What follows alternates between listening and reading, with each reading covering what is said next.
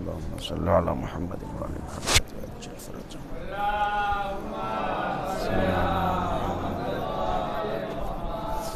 اعوذ باللہ السمیع العلیم من الشیطان اللعین الرجیم. حسبنا اللہ ونعم الوکیل نعم المولا ونعم النصیر. بسم اللہ الرحمن الرحیم.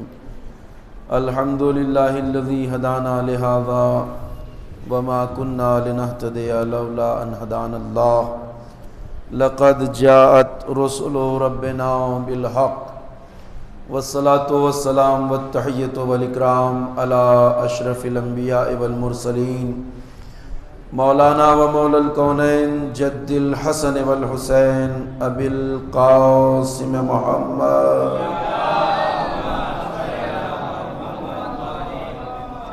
وعلى آلہ الطیبین الطاہرین المعصومین المظلومین الذین اذهب اللہ عنہم الرجس وطہرہم تطہیرا.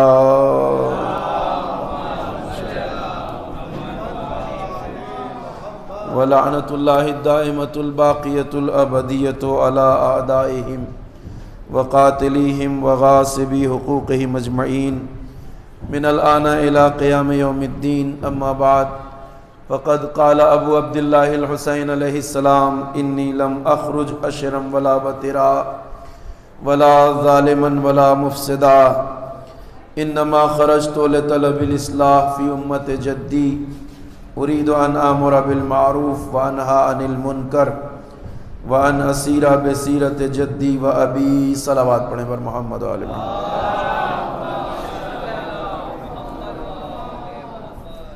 آپ حضرات سے گزارش ہے کہ تھوڑا تھوڑا نزدیک آ جائیے. موسم اور اس کے حالات کا تقاضا یہی ہے کہ افراد کی تعداد مجبوری ہے شاید کم رہے، لیکن آپ حضرات اپنی موجودگی سے یہ احساس نہ ہونے دیجیے کہ افراد اور حاضرین کی تعداد کم ہے. انشاءاللہ میں بڑے اختصار کے ساتھ چند عرائض آپ کے گوش گزار کروں گا.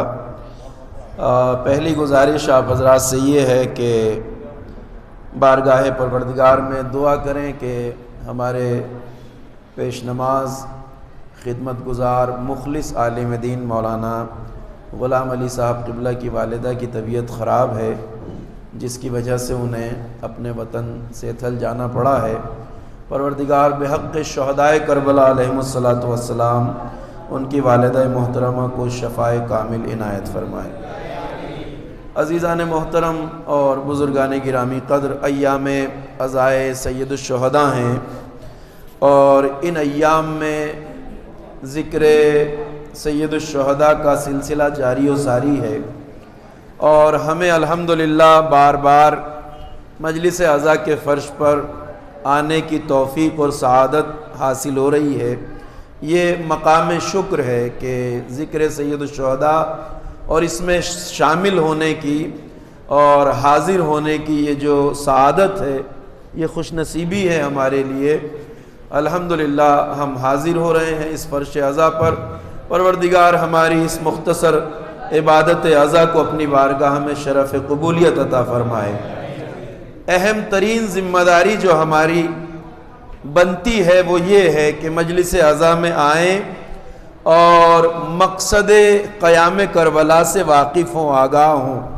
سید الشہداء امام حسین علیہ السلام نے اتنی عظیم قربانی دی، اتنی عظیم تحریک کا آغاز کیا، اتنے عظیم مشن کا آغاز کیا قیام کربلا کی صورت میں کہ جس کا اثر صدیوں تک جاری و ساری ہے. قیامت تک کربلا کی نہ یاد ختم ہو سکتی ہے نہ ذکر ختم ہو سکتا ہے. اس کا راز یہ ہے کہ کربلا کو سید الشہداء نے، امام حسین نے اس طرح سے تشکیل دیا ہے، اس طرح سے مرتب کیا ہے کہ کربلا دنیا کے ہر واقعے سے زیادہ ممتاز اور اثر انگیز واقعے میں تبدیل ہو گیا ہے. قیام کربلا کا کیا مقصد تھا حسین ابن علی کا؟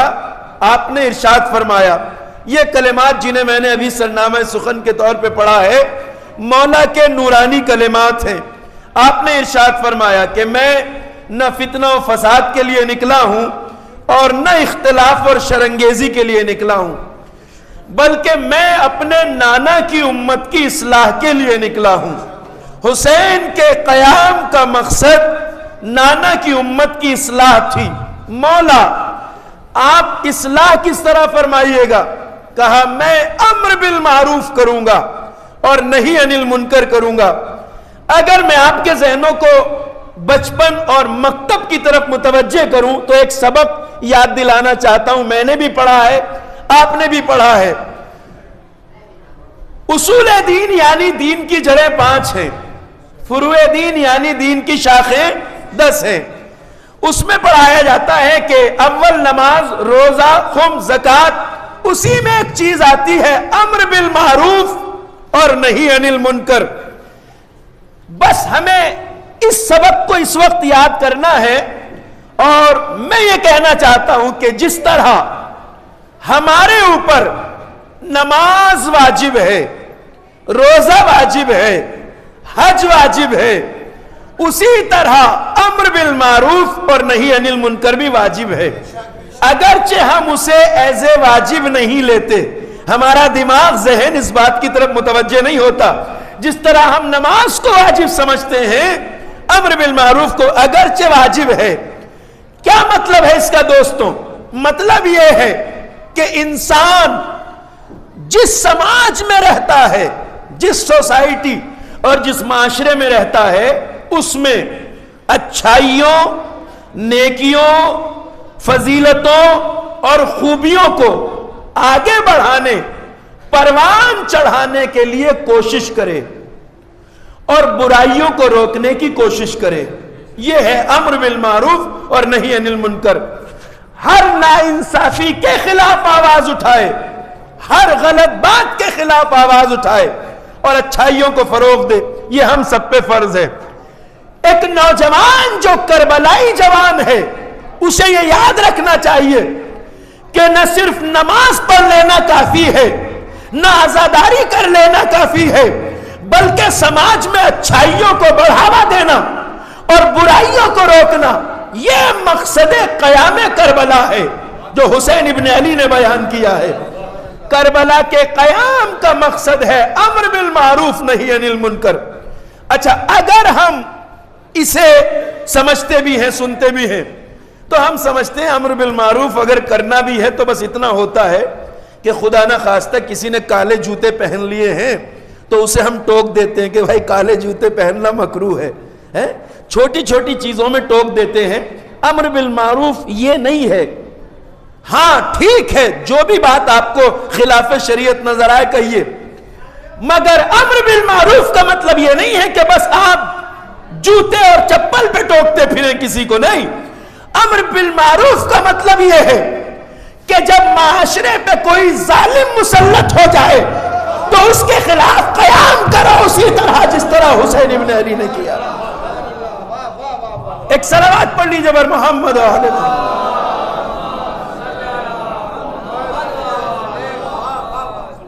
کیا ہے امر بالمعروف؟ اس کی صحیح شکل کربلا نے پیش کی، ذرا سا یاد رکھیے۔ حسین نے کہا میں نانا کی امت کی اصلاح کے لیے جا رہا ہوں۔ اصلاح دوستو کہتے ہیں کسی بگڑی ہوئی چیز کو ٹھیک کرنے کو، کسی انحراف کو درست کرنے کو، کسی کجی کو صحیح کرنے کو، کسی خرابی کو دور کرنے کو اصلاح کہتے ہیں۔ حسین اٹھے امت جد کی اصلاح کے لیے، تو حسین کس بات کی اصلاح کرنا چاہتے تھے؟ اس بیدار سماعت مجمع کے سامنے جلدی سے یہ بات میں رکھ دینا چاہتا ہوں۔ حسین کس خرابی کے خلاف قیام کر رہے تھے؟ آپ کو یاد ہے کہ حسین نے عین موسم حج میں مکہ چھوڑا۔ عین موسم حج یعنی جب ساری دنیا اسلام سے حاجی آ کر مکے میں اکٹھے ہو رہے تھے خانہ کعبہ کے پاس حج کرنے کے لیے، اور حج شروع ہونے والا تھا، حسین نے حج کو عمرے سے بدلا اور کربلا کا رخ کیا۔ توجہ ہے، 28 رجب کو نانا کا شہر چھوڑ دیا تھا، سیدھے کربلا نہیں گئے مدینہ چھوڑ کے، مکے آئے۔ مکے میں تقریباً 4-5 مہینے آپ نے قیام کیا۔ ذی الحجہ آ گیا، رجب سے ذی الحجہ آ گیا، اور جب حاجی مکے میں جمع ہو گئے تو حسین نے مکہ چھوڑ کے کربلا کا رخ کیا.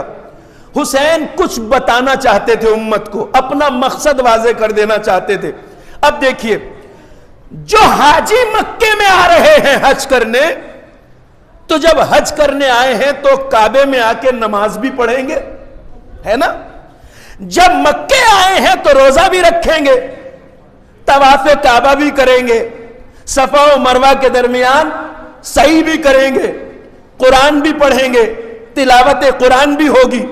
تو یا ابا عبداللہ، اس سماج میں سب کچھ تو ہو رہا ہے، لوگ نماز بھی پڑھ رہے ہیں، حج بھی کر رہے ہیں، تلاوت قرآن بھی کر رہے ہیں، سب کچھ تو ہو رہا ہے، آپ کس خرابی کی بات کر رہے ہیں؟ شاید حسین نے اس موقع کا انتخاب اسی لیے کیا تھا تاکہ قیامت تک آنے والی امت کو یہ سمجھا سکے کہ جس سماج میں نماز بھی ہو رہی ہو، روزہ بھی رکھا جا رہا ہو، تلاوت قرآن بھی ہو رہا ہو، حج اور طواف بھی ہو رہا ہو، مگر ظلم کے خلاف بولنے کی ہمت نہ رہے، اس سماج کی نماز نماز نہیں ہوتی، روزہ روزہ نہیں ہوتا، حج حج نہیں ہوتا. صلوات پڑھیے بر محمد آل محمد.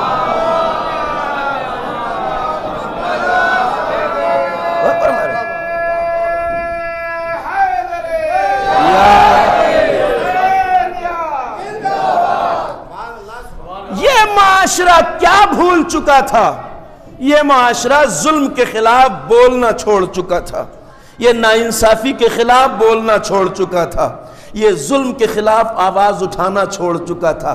ایک انسان اگر انسان ہے تو اس کے لیے اس سے بڑی بے عزتی کی بات کوئی ہو نہیں سکتی کہ وہ نماز بھی پڑھ رہا ہو اور یزید جیسے فاسق کی بیعت بھی کر رہا ہو. حسین اس مفہوم کو جگانا چاہتے تھے امت میں. لوگ حج کر رہے تھے، عمرہ کر رہے تھے، نمازیں پڑھ رہے تھے، مگر امت کا حاکم یزید جیسا نجس بدکار نوجوان امت کا حاکم ہے. سماج خاموش ہے. کربلا نے یہ جرأت دی ہے سماج کو. اصل میں نمازوں کا، عبادتوں کا مقصد بھی کیا ہے؟ انسان کو عزت عطا کرنا ہے. ایک سوال آپ سے کرتا ہوں اور آپ بات کو بہت آسانی سے سمجھ جائیں گے، چونکہ یہ مفاہیم اس فرش عزا پہ آپ کے سنے ہوئے ہیں بار بار. دیکھیے، یہ جو ہم نماز پڑھتے ہیں، روزہ رکھتے ہیں، قرآن پڑھتے ہیں، یہ جتنے واجب کام ہم سے اللہ نے کروائے ہیں، تو ایک سوال کبھی ہم اپنے آپ سے اگر پوچھیں کہ اگر ہم عبادت کریں تو اس میں کس کا فائدہ ہے؟ کیا ہماری نمازوں سے، سجدوں سے اللہ کو کوئی فائدہ ہے؟ نہیں صاحب. آپ نے کہا اللہ کو کوئی فائدہ نہیں ہے. کیوں نہیں ہے؟ اس لیے کہ فائدہ اسے چاہیے ہوتا ہے جس کے یہاں کوئی کمی پائی جاتی ہو، ہے؟ اور جس کے یہاں کوئی کمی پائی جائے گی وہ نیاز مند ہوگا. جو نیاز مند ہوتا ہے وہ محتاج ہوتا ہے. اور یہ سبق آپ کو اچھی طرح یاد ہے کہ جو محتاج ہو وہ خدا نہیں ہو سکتا. لہٰذا معلوم یہ ہوا کہ ہماری نمازوں کی، سجدوں کی، رکوع و سجود کی اللہ کو ضرورت نہیں ہے. تو جب اللہ کو ضرورت نہیں ہے تو پھر ان نمازوں کا، عبادتوں کا کیا فائدہ ہے؟ اللہ آواز دے گا میں تو بے نیاز مطلق ہوں، میرے یہاں لفظ ضرورت نہیں پایا جاتا، میں محتاج نہیں ہوں. مگر دیکھو، جس دن عبادت کا مقصد سمجھ جاؤ گے اس دن جان جاؤ گے کہ عبادت ہم نے اپنے فائدے کے لیے نہیں رکھی، تمہارے فائدے کے لیے رکھی. عبادت کرتے رہو، بلندیاں حاصل کرتے رہو، عبادت کرتے رہو، عزت حاصل کرتے رہو، عبادت کرتے رہو. اس مقام پہ آ جاؤ جہاں تم مظہر صفات پروردگار بن جاؤ، جہاں اللہ تمہیں کھڑا دیکھنا چاہتا ہے. یعنی عزت دار بنو سماج میں.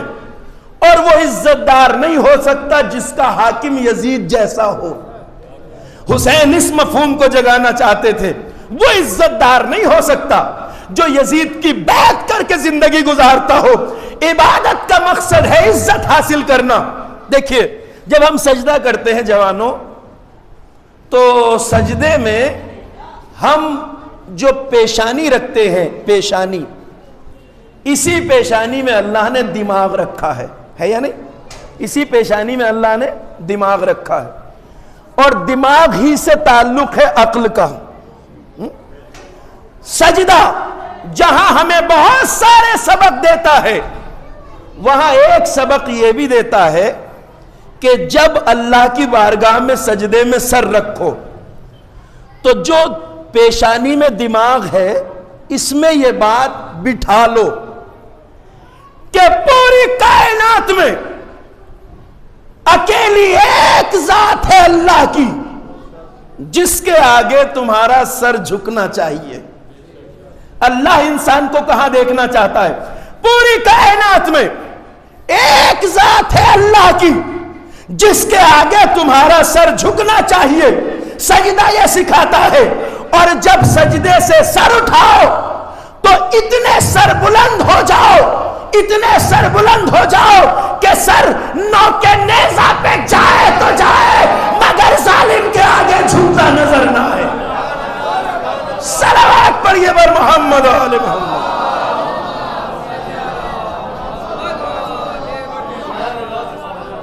سجدہ یہ سکھاتا ہے انسان کو بلندیاں حاصل کرو۔ اسی لیے میرے دوستوں اور بزرگوں اور عزیزوں، کربلا کا پہلا سبق انسانوں کے لیے جو ہے، سارے انسانوں کے لیے، وہ عزت کی زندگی کا سبق ہے۔ آپ دیکھیے نا، آپ نے تو بارہا سنا ہے یہ جملہ، نرغہ آدھا میں حسین ابن علی نے جو اعلان کیا وہ یہ تھا کہ عزت کی موت ذلت کی زندگی سے بہتر ہے۔ الموت اولا من رکوب اور عزت کی موت ذلت کی زندگی۔ کربلا کا سبق یہ ہے کہ عزت سے گلا کٹا دو مگر ذلت سے جینا پسند نہ کرو۔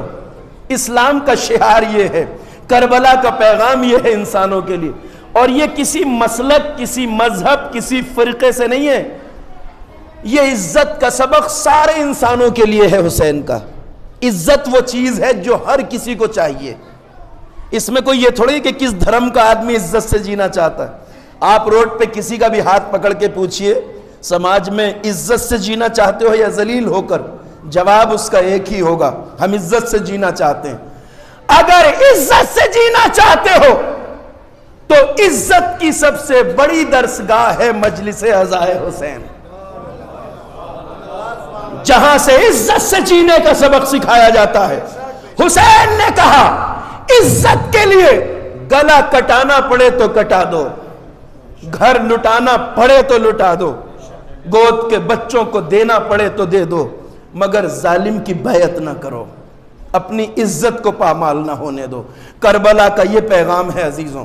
ایک نعرہ جو آپ سنتے ہیں اپنی مجلسوں میں بھی کبھی کبھی لگتا ہے، اور یہ جتنی بھی حریت پسند تحریکیں ہیں دنیا بھر میں، حریت پسند جو ظلم کے خلاف کھڑی ہیں، ظالموں کے خلاف کھڑی ہیں، وہ ایک نعرہ لگاتے ہیں، ہے ہاتھ من الذلہ۔ ہمارے بچوں کو یاد ہے یہ نعرہ، ہے ہاتھ من الذلہ۔ یہ آج کا نعرہ نہیں ہے، یہ کربلا کا نعرہ ہے ہاتھ من الذلہ، کربلا کا نعرہ ہے۔ کب ہوا یہ نعرہ؟ جب حسین نے میدان کربلا میں یہ ارشاد فرمایا، الا ان الدئی ابن الدئی قد رکزنی بین اثنتین بین السلۃ والذلہ وہیہات من الذلہ۔ آقا نے کہا، صلوات پڑھیے بر محمد و آل محمد۔ آجائیے ایک اور صلوات پڑھیے بر محمد و آل محمد۔ سنیے حسین ابن علی کا پیغام کیا ہے کربلا سے۔ ساری امت اسلام کو، اپنے نانا کی امت کو، اپنے نانا کی امتیوں کو حسین کیا بتانا چاہتے تھے، کس لیے حسین نے بھرا گھر لٹایا۔ حسین ابن علی نے کہا، آگاہ ہو جاؤ، جان لو کہ اس ناتحقیق ابن ناتحقیق، اس نجس ابن نجس زادے نے، یعنی ابن زیاد ملعون نے مجھے ایک دو راہے پہ کھڑا کر دیا ہے۔ حسین ایک دو راہے پہ کھڑے تھے، وہ دوراہا کیا ہے؟ کہا بین السلت و ذلہ، مجھے ایک دوراہے پہ اس نے کھڑا کر دیا ہے. ایک طرف عزت سے گلا کٹانے کا راستہ ہے، ایک طرف ذلت سے جینے کا راستہ ہے. اس دوراہے پر حسین کھڑے، یا تو کربلا میں سر کٹا دیں یا بیعت کر کے زندہ رہے. حسین نے گلا کٹانے کو عزت مانا، بیعت کر کے جینے کو ذلت مانا. اور اس دوراہے پر جو حسین نے فیصلہ سنایا وہی یہ نعرہ ہے، کہا ہے ہاتھ من الذلہ. اس کا اردو ترجمہ یہ ہے جوانوں کہ ذلت ہم سے بہت دور ہے. توجہ فرمائیے گا، ذلت ہم سے بہت دور ہے. یعنی ہم گلا کٹا سکتے ہیں مگر ذلت کی زندگی گوارا نہیں کر سکتے. یہ حسین کا فیصلہ ہے. ایک سوال ہے آپ سے، جس توجہ سے آپ سن رہے ہیں اس سوال کو ذرا سا سمجھیے. اگر حسین یزید کی بیعت کر کے اور اس کی مخالفت چھوڑ کے اپنے نانا رسول خدا کے شہر مدینے میں جینا چاہتے تو مدینے میں حسین آرام سے رہ سکتے تھے یا نہیں؟ بالکل رہ سکتے تھے. اچھا، حسین اپنے حصے کا نماز روزہ بھی کر رہے ہوتے، مدینے میں آرام سے کر رہے ہوتے یا نہیں؟ بھائی نماز بھی پڑھ رہے ہوتے، روزہ بھی رکھ رہے ہوتے. صلوات پڑھیے بر محمد و آل محمد. ذرا شور شرابہ تھوڑا سا کم کر لیجیے، متوجہ ذرا سا بیٹا شور تھوڑا آپ حضرات کم کریے، میری طرف متوجہ. ایک آواز بلند صلوات پڑھیں بر محمد و آل محمد.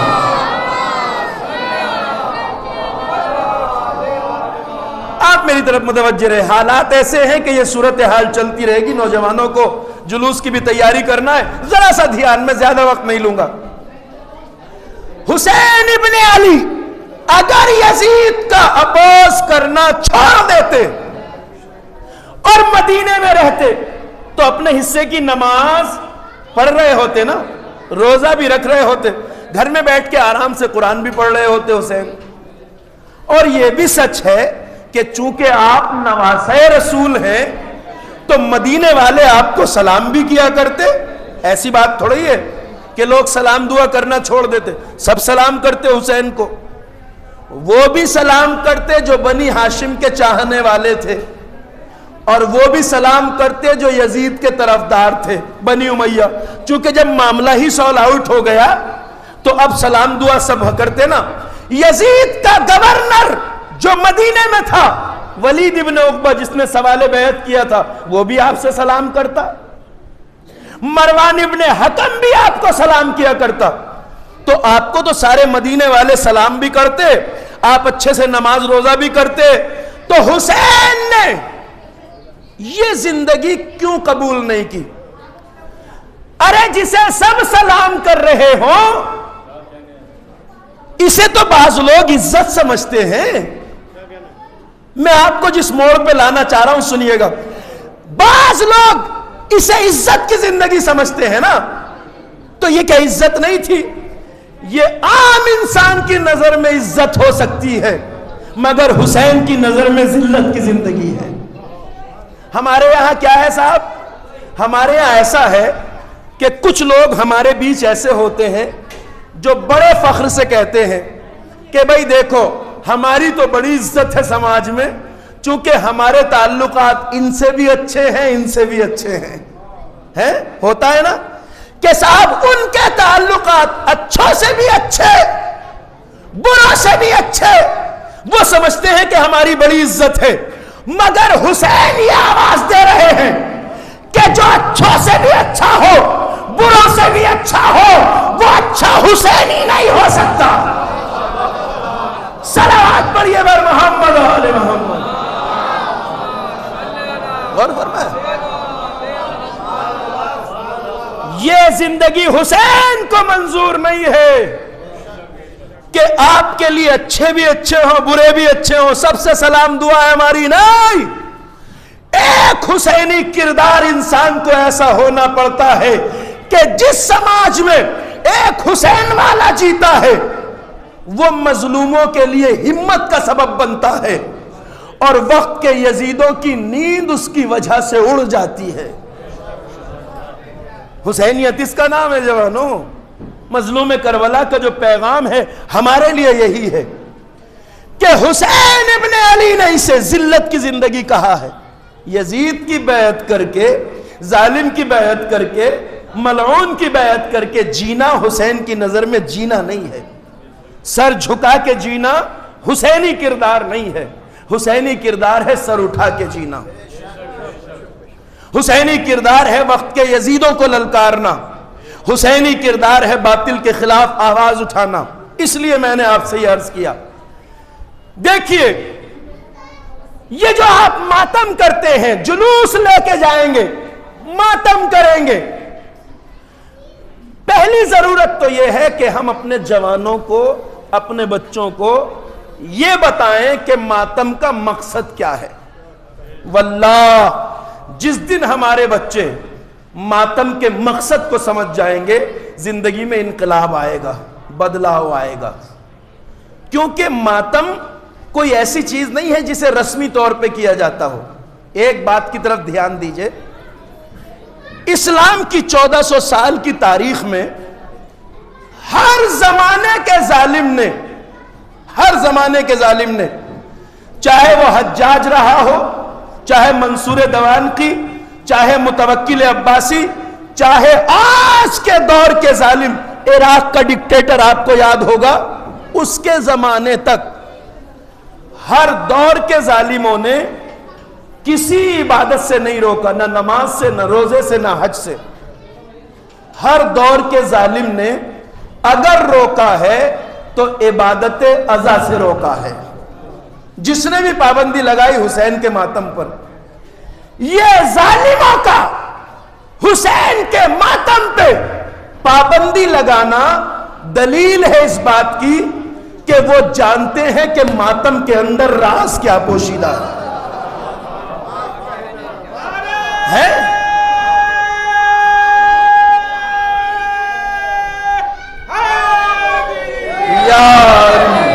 جزاک اللہ۔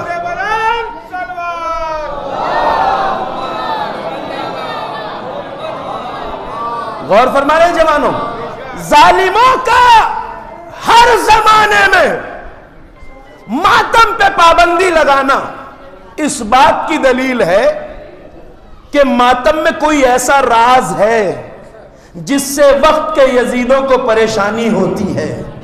ماتم میں کوئی ایسا راز ہے۔ دیکھیے امت اسلام کی بات کر رہا ہوں، مسلمانوں کی، جتنے بھی پیغمبر اکرم کے امتی ہیں اس میں 90% مسلمان آل محمد سے محبت کرتے ہیں۔ 90% مسلمان حسین ابن علی کا غم مناتے ہیں، اور یہ آج آپ اچھے سے دیکھ سکتے ہیں۔ سوشل میڈیا کا زمانہ ہے الحمدللہ، پاکستان کے چینلوں پر کتنے ہمارے علماء ہیں، اہل سنت برادران، جو آل محمد کے فضائل پڑھتے ہیں۔ مولانا طاہر القادری صاحب، مولانا مفتی محمد حنیف صاحب، مولانا انجینئر محمد علی صاحب، مولانا اسحاق صاحب، نہ جانے کتنے ہیں جو کھل کے بیان کرتے ہیں اہل بیت کی فضیلت کیا ہے۔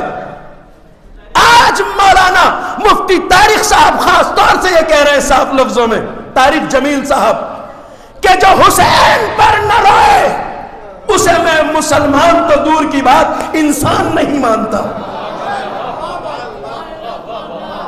مگر تھوڑے سے جو دشمنان اہل بیت ہیں، یزیدی سوچ رکھنے والے، ابھی پاکستان میں بھی آپ دیکھیے، وہ چھوٹا سا ٹولہ ہر سال گورنمنٹ سے کہتا ہے پاکستان کی کہ یہ جلوس باہر نہیں آنے چاہیے۔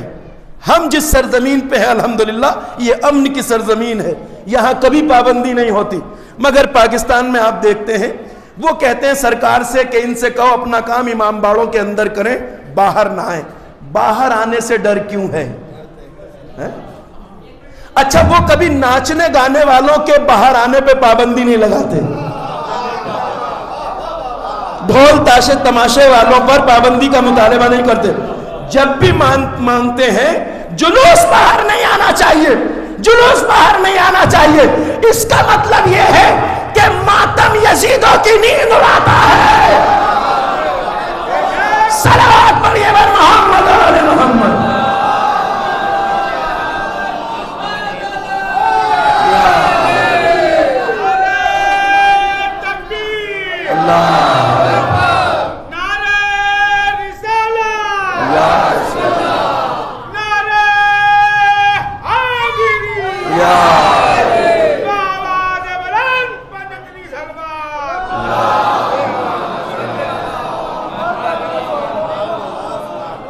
یہ یزیدیوں کا ماتم پہ پابندی لگانا اس بات کی دلیل ہے کہ جہاں حسین کا ماتم ہوتا ہے، جس سماج میں ماتم دار ہوتے ہیں، عزادار ہوتے ہیں، وہاں یزیدوں کو چین کی نیند نہیں آتی ہے۔ میں اپنے بچوں اور جوانوں کے لیے بھی ایک بات کہنا چاہتا ہوں، جو ہمارے نوجوان یہاں بیٹھے ہیں۔ جوانوں، ماتم کو سمجھ کے اگر کریں گے تو ہماری اور زندگی میں بھی بدلاؤ آئے گا۔ دیکھیے، کبھی کبھی ایک خرابی ہمیں دیکھنے کو ملتی ہے جو نہیں ہونا چاہیے۔ مولوی کا، عالم کا کام ہوتا ہے بات بتانا، اس لیے میں کہہ رہا ہوں کسی کو بری نہیں لگنی چاہیے۔ کبھی کبھی ہمارا جوان ماتم بھی کر رہا ہوتا ہے اور خدا نہ خواستہ مطلب ہنس بھی رہا ہوتا ہے، یا کبھی کبھی مسکرا رہا ہوتا ہے، یا تبرک بٹ رہا ہو تو وہاں شور ہونے لگتا ہے۔ یہ اس لیے ہے کہ ہم ماتم کے مفہوم کو سمجھ کے ماتم نہیں کرتے۔ پتہ ہے جوانوں ماتم کا مطلب کیا ہے؟ ہم میں سے زیادہ تر یہ سوچتے ہیں کہ ماتم نوحے کی لے کا نام ہے، انجمن کی سنگت کا نام ہے، انجمن کی نہیں۔ ماتم کا مفہوم کیا ہے؟ دنیا کی کوئی بھی ڈکشنری، لغت اٹھا کے دیکھ لیجئے، ماتم کہتے ہیں شدت غم سے جب انسان تڑپ کر سینے پہ ہاتھ مارتا ہے تو اس حالت کو کہتے ہیں ماتم۔ دیکھیے، تصور کیجئے اس ماں کا جس کے جوان بیٹے کی لاش جب گھر میں آتی ہے تو وہ کیسے تڑپ کے سینے پہ ہاتھ مار کے کہتی ہے، ہائے میرے لال۔ اسی طرح تڑپ کر سینے پہ ہائے حسین کہہ کے ہاتھ مارنے کا نام ہے ماتم۔ سچ بتائیے، اگر کوئی جوان اس کیفیت کے ساتھ ماتم کر رہا ہو تو وہ مسکرا بھی سکتا ہے؟ ناممکن ہے، ناممکن ہے۔ اس لیے میرے جوانوں، جب جلوس لے کے جاؤ تو ایسے عزادار بن کے جاؤ کہ کوئی تمہیں ہنستے ہوئے دیکھ کر مذہب کے پیغام کو غلط نہ سمجھے۔ اور میں تو وہ مولوی ہوں جو جرأت کے ساتھ یہ بھی کہہ سکتا ہوں، دیکھیے ہمیں یہ ماتم کا سلیقہ عزاداری کا کہاں سے ملا؟ ایک راز کی طرف اشارہ کروں۔ آپ جانتے ہیں کہ کربلا کے بعد سید سجاد 40 سال روئے۔ رونے کے 2 طریقے تھے امام کے، اسے غور سے سن لیجئے گا، بات آپ کی سمجھ میں آ جائے گی۔ یہ ہمارا گریہ، رونا پیروی ہے سید سجاد کی، علی ابن الحسین زین العابدین کی۔ دیکھیے، امام 2 طرح سے روتے تھے۔ ایک رونا مولا کا وہ تھا جو گھر میں تھا، جب سامنے پانی آتا تھا تو کربلا والوں کی پیاس یاد کر کے روتے تھے۔ جب کھانا دیکھتے تھے تو کربلا والوں کی بھوک یاد کر کے روتے تھے۔ یہ امام کا رونا گھر میں تھا۔ یہ جو ہم امام باڑے کے اندر یا گھر میں مجلس کر کے روتے ہیں، یہ اس گریے کی پیروی ہے جو امام گھر میں کرتے تھے۔ اور کبھی کبھی میرا امام بازار میں آتا تھا۔ جب بازار میں آتے تھے سید سجاد تو رسول کا نواسہ جب بازار میں آتا تھا مدینے کے تو سارا بازار امام کی طرف دیکھتا تھا۔ آج رسول کا لال بازار میں آیا ہے اور امام اپنی طرف آنے والی اس ساری توجہ کو موڑ دیتے تھے کربلا کی طرف۔ آپ نے سنا ہے کسی قصاب کو دیکھتے تھے جانور کو ذبح کرنے لے جا رہا ہے، راستے میں روک کے پوچھ لیتے تھے بھائی کیا ارادہ ہے؟ وہ قصاب کہتا تھا مولا میں اسے ذبح کرنے لے جا رہا ہوں۔ تو امام پوچھتے تھے بھائی یہ بتا تو نے اسے پانی پلا لیا؟ تو مولا ہم قصاب ہیں، مگر جانور کو تب تک ذبح نہیں کرتے جب تک پانی نہ پلا لے۔ اب امام کربلا کا رخ کر کے کہتے تھے بابا آج ایک قصاب جانور کو پیاسا ذبح نہیں کرتا، بابا آپ کو 3 دن کا پیاسا ذبح کر دیا گیا۔ پتا ہے آزاداروں پھر کیا ہوتا تھا؟ پھر اکیلے امام نہیں روتے تھے، سارا بازار روتا تھا۔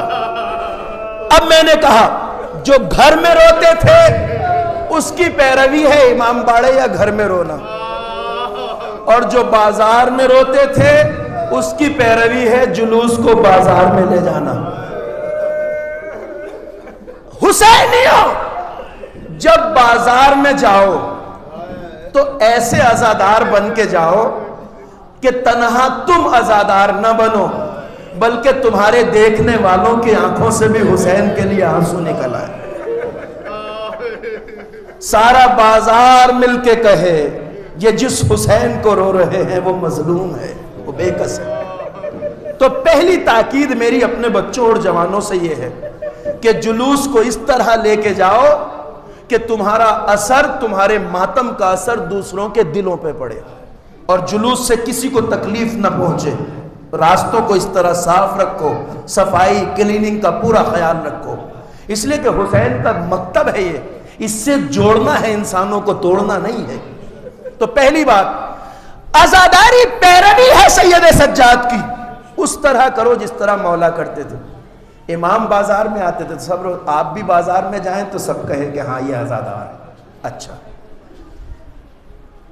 حسین کے ماتم کا جو اصل مقصد ہے وہ کیا ہے؟ امام خمینی رحمت اللہ علیہ کی تعبیر میں میں آپ کو بیان کر رہا ہوں، انہوں نے ایک جگہ اس مفہوم کو بیان کیا ہے کہ حسین ابن علی کا ماتم جب ہوتا ہے تو عزادار کا ہاتھ جب ماتم کے لیے اٹھتا ہے تو یہ اٹھا ہوا ہاتھ وقت کے یزیدوں کے خلاف پہلے احتجاج بن جاتا ہے۔ آپ حضرات سب سے زیادہ ریلی میں جاتے ہیں، آپ کو یاد ہے اچھی طرح، جب آپ ریلی میں جاتے ہیں احتجاج کرنے تو کیا کرتے ہیں؟ ہاتھ اٹھایا جاتا ہے۔ یہ احتجاج میں اٹھا ہوا ہاتھ ظالموں کے اوپر 1000 تلواروں سے بھاری پڑتا ہے۔ تو جب عزادار ماتم کرتا ہے، مقصد عزا کو سمجھو جوانوں، جب عزادار ماتم کرتا ہے، ہاتھ جب اٹھتا ہے تو یہ ظلم کے خلاف، یزیدوں کے خلاف پہلے احتجاج بن جاتا ہے، اور جب یہی اٹھا ہوا ہاتھ عزادار کے سینے پہ آ کے پڑتا ہے تو تجربہ گواہ ہے کہ اس کی چوٹ عزادار کے سینے پہ نہیں پڑتی بلکہ ہر زمانے کے یزید کے رخسار پہ پڑتی ہے۔ صلوات پڑھیے بر محمد و آل محمد۔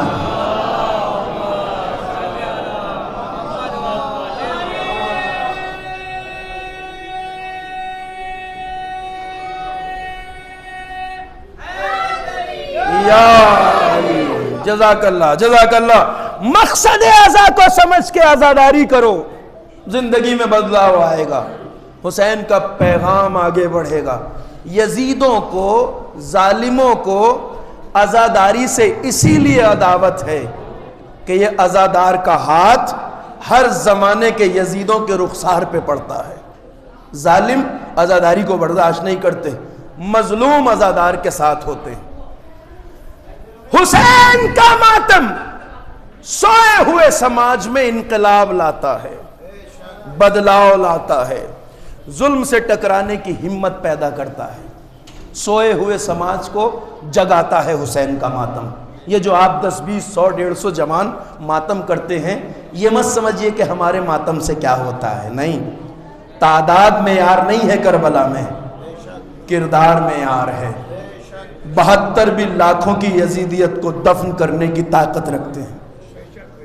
حسین کا ماتم سوئے ہوئے سماج کو جگاتا ہے۔ ایک بات کی طرف اشارہ کروں، بات کو منزل تمام کی طرف، ذرا سا غور کریے، ایک مثال سے سمجھیے اس بات کو۔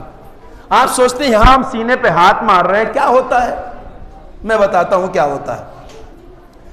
آپ اپنے ذہن میں تصور کیجئے، امیج کریے ایک تالاب کی۔ تالاب آپ سب جانتے ہیں، تالاب جہاں پانی بھرا ہوا ہو، کوئی تالاب یا جھیل تصور کیجئے، ذہن میں لائیے، وہ جھیل یا تالاب کتنا بھی بڑا ہو، اس کا پانی اگر بالکل ٹھہرا ہوا ہے، اس میں کوئی حرکت نہیں ہے، تموج نہیں ہے، ہلچل نہیں ہے، ٹھہرا ہوا پانی ہے، خاموش، اس تالاب یا جھیل کے کسی بھی کنارے پہ آپ بیٹھ جائیے اور اس کی سطح پر پانی کی ہلکے سے ہاتھ ماریے تو آپ دیکھیں گے جہاں آپ نے ہاتھ مارا ہے وہاں پانی میں ہلچل پیدا ہوئی، تموج پیدا ہوا، دریا کا اس جھیل کا خاموشی ٹوٹتی ہے، ایک تموج، ہلچل، بیداری پیدا ہوتی، اور جہاں آپ نے ہاتھ مارا ہے غور سے دیکھیے گا وہاں کچھ دائرے بنتے ہیں، سرکل، دائرے بنتے ہیں، اور دیکھیے وہ دائرے جہاں بنے ہیں وہاں ختم نہیں ہوتے، بلکہ وہ دائرے وہاں تک جاتے ہیں جہاں تالاب کی آخری حد ہوتی ہے۔ حسین کا ماتم بھی سوئے ہوئے سماج میں یہی کام کرتا ہے، ہاتھ یہاں پڑتا ہے، بیداری سارے سماج میں آتی ہے۔ صلوات پڑھیے بر محمد و آل محمد۔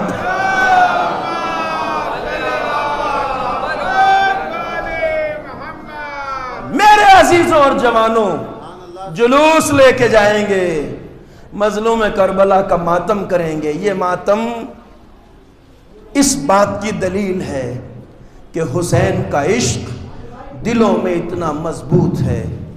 آپ دیکھتے ہیں نا جب حالات بدلتے ہیں تو دنیا کے بڑے بڑے پروگرام رد ہو جاتے ہیں، کینسل ہو جاتے ہیں، مگر یہ حسین کی عزاداری ہے جو کسی حال میں نہیں رکتی۔ بارش اور پانی تو دور کی بات، جہاں آگ برس رہی ہو، جہاں گولیاں چل رہی ہوں، جہاں بم بلاسٹ ہو رہے ہوں، وہاں بھی حسین کا ماتم نہ رکا ہے نہ کوئی روک سکتا۔ آپ نے دیکھا ابھی اربعین پر کروڑوں زائرین حسین کی بارگاہ میں سلامی کے لیے جاتے ہیں۔ انسانی تاریخ میں جتنا اجتماع کربلا میں انسانوں کا ہوتا ہے وہ آج تک چشم فلک نے زمین پہ نہیں دیکھا تھا۔ اتنے کروڑوں کی تعداد میں زائرین حسین کی بارگاہ میں جاتے ہیں۔ یہ ہے وہ عزت کی زندگی جو حسین نے منتخب کی تھی۔ ایک راستہ تھا ذلت سے جینے کا، جیتے حسین، قتل نہ ہوتے کربلا میں، مگر حسین نے اسے ذلت کہا تھا، سر کٹانے کو عزت کہا تھا۔ آج ساری دنیا دیکھ لے، آج یزید کی قبر ڈھونڈنے والا کوئی نہیں، حسین کے آگے سر جھکانے والے کروڑوں۔ صلوات پڑھیے بر محمد و آل محمد۔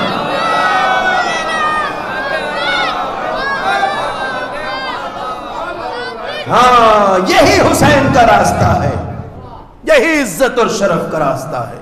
مگر عزاداران مظلوم کربلا، آپ کو معلوم ہے اس راستے پہ چلنے کے لیے حسینی عزم کی ضرورت ہے، حسینی ہمت کی ضرورت ہے، اس لیے کہ اس راستے پر جو قربانیاں مظلوم کربلا نے دی ہیں وہ قربانیاں بے مثال ہیں۔ اللہ اکبر۔ میں اس وقت آپ جیسے عزاداروں کے لیے ایک خاص بات کہنا چاہتا ہوں کہ ایک بات کو ذرا سا تصور کر لیجئے، رونے کے لیے کافی ہے۔ انسان کا اپنی جان قربان کر دینا، اپنی جان قربان کر دینا، یہ بہت بڑی قربانی ہے۔ انسان کا اپنی جان کی بازی لگا دینا، جان قربان کر دینا، یہ بہت بڑی قربانی ہے، اس میں کوئی شک نہیں ہے، بہت بڑی قربانی ہے۔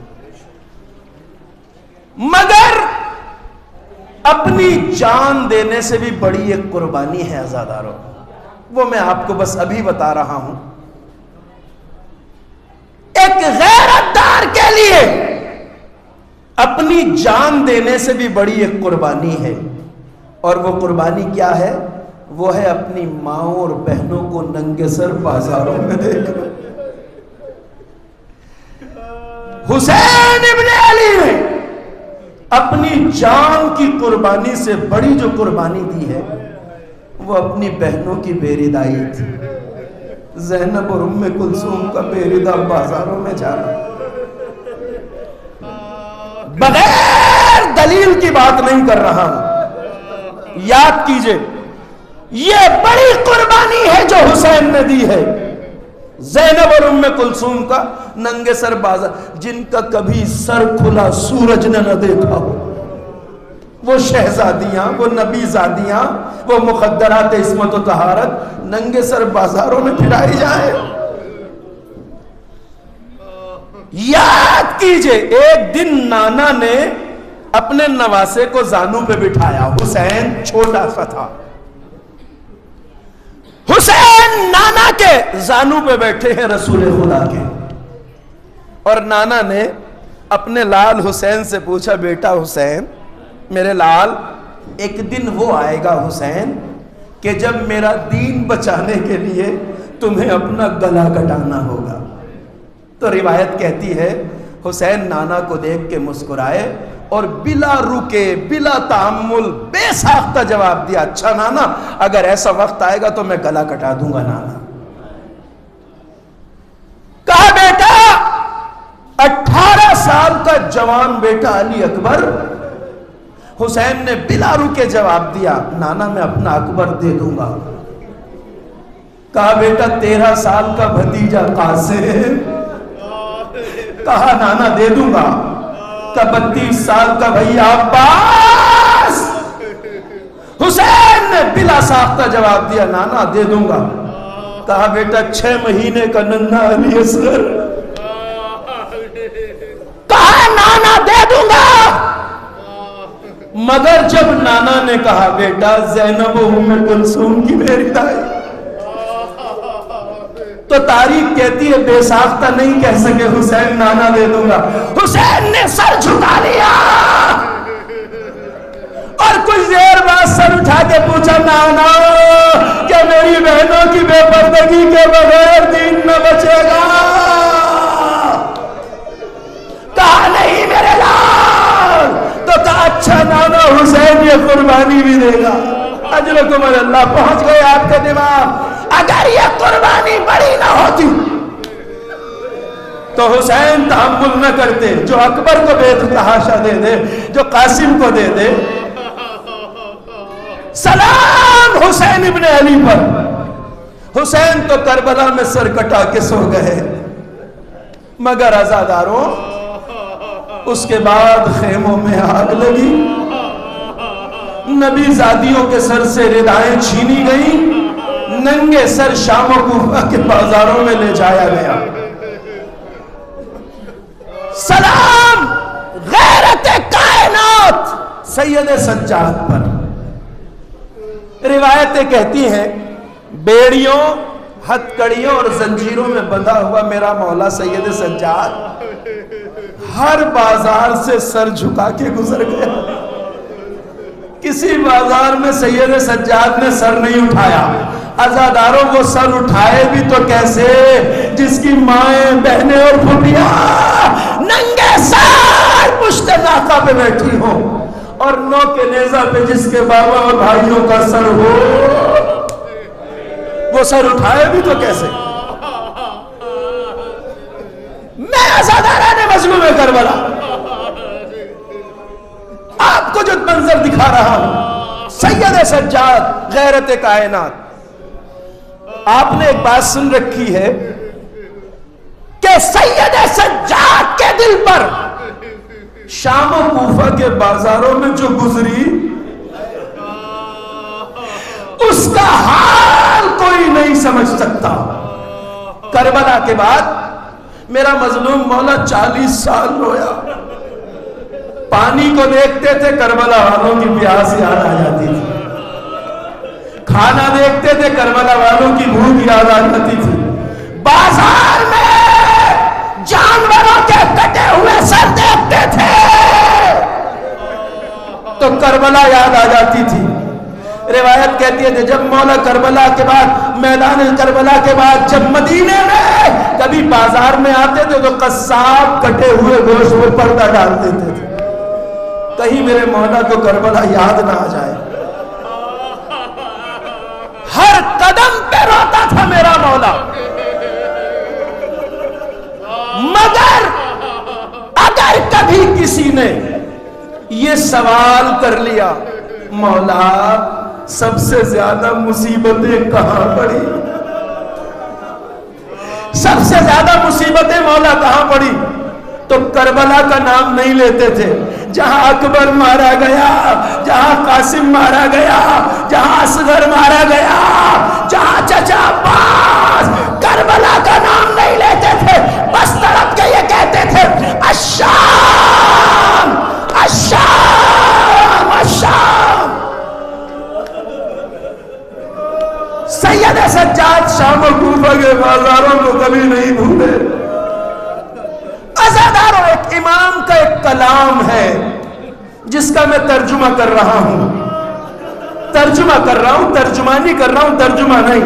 سمجھ لیجئے گا کیسی مظلومیت. مولا فرماتے ہیں سید سجاد اقاد ذلیلا فی دمشق کاننی, ہمیں بازار شام میں رسیوں میں باندھ کر اس طرح گھسیٹا جا رہا تھا جیسے ہم ترک و دیلم کے کوئی غلام ہو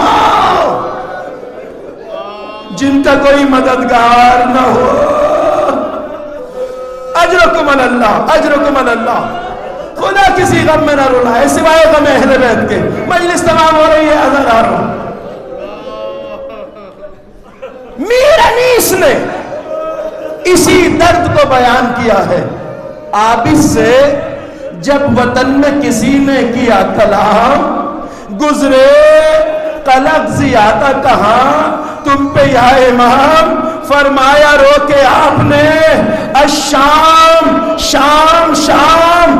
ارے سر ننگے میرا کنبہ تھا اور گرد خاص بیوہ کو دیکھ دیکھ ادو شاد ہوتے تھے. ارے بابا کا سر بھی روتا تھا اور ہم بھی روتے تھے.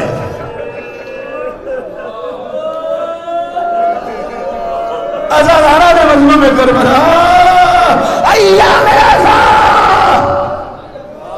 اپنے آخری مرحلے میں داخل ہو رہے ہیں. اہل حرم کا لوٹا ہوا قافلہ 1 سال بعد نانا کے شہر مدینے آیا. مدینے میں جیسے ہی اعلان ہوا اہل حرم لٹ کے آئے ہیں, تو روایت کہتی ہے کہ سارا مدینہ سمٹ کے باہر آ گیا. تبرکات عزا کی زیارت کریں گے عزاداروں, آمادہ ہو جائیے. بس ایک لمحہ وہ مجلس تمام.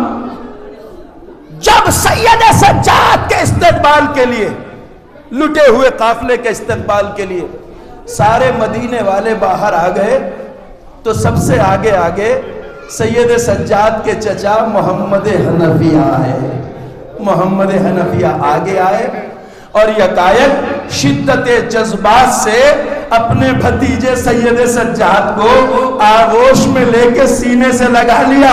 اب جو سینے سے لگا کے دبایا تو کہا چچا آہستہ, چچا آہستہ, اس لیے کہ میرے بدن پر زخموں کے اتنے نشان ہیں. سلام اہل بیت اطہار پر. نانا کے مدینے آ گئی زینب.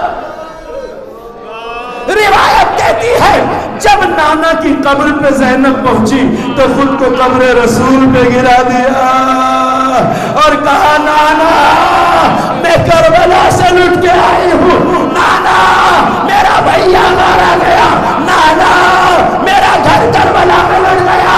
اے نانا اگر نامحرموں کا مجمع نہ ہوتا تو میں پیٹھ کھول کے دکھاتی. میرے پشت پر تازیانوں کے کتنے نشان ہیں. شاید قبر سے لپٹ کے کہا ہو نانا جب میں کربلا سے چلی میرے بھائی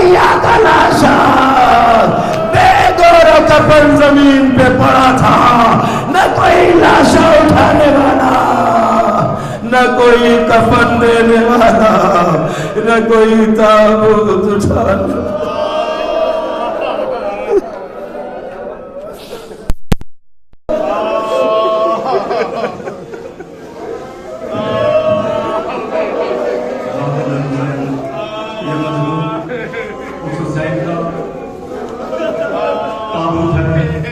جن 3 دن کا بھوکا پیاسا کر عذاب ہو جاتا ہے۔ میں انجمن امام حسن عسکری کے ممبران سے کہوں کہ نوحہ خانی کے لیے تشریف لاتے انجمن میں امام حسن جس کے زیر تاثیر میں یہ کربلا کے شہیدوں کی یاد میں جلوس برآمد ہو رہا ہے۔ ماتم حسین صرف اندر جائے، صرف 2-3 شعر ہوں گے، اس کے بعد جلوس باہر چلے جائے گا۔ امام حسن عسکری